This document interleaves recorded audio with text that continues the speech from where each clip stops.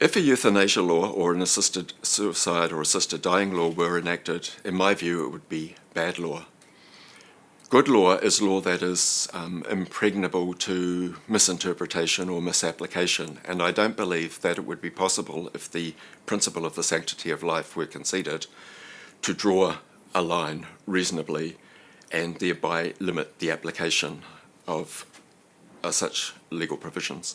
Once you concede a point or a principle, then it's very difficult to know where to stop. And so I think it would be with any liberalisation of the law to do with assisted dying or euthanasia. It's been proved in other areas of the law that moving from the basic principle does open the floodgates, and I don't see why it should be any different in this area of the law. I think it wouldn't be even 12 months before the courts would come under pressure to widen the application. There would be test cases that would be brought to drive a wedge into the law and to extend its application to other than people with terminal illnesses. The mere fact that the legislature has liberalised the law would send a signal to society generally that life isn't necessarily sacrosanct.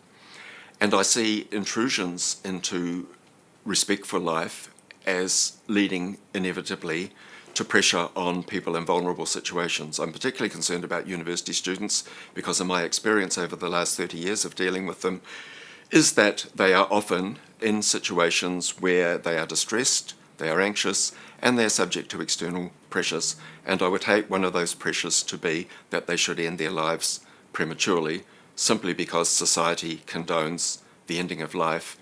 I would expect that if the euthanasia law were passed, albeit with some intended restrictions initially, that those restrictions would very quickly disappear and that it eventually becomes carte blanche.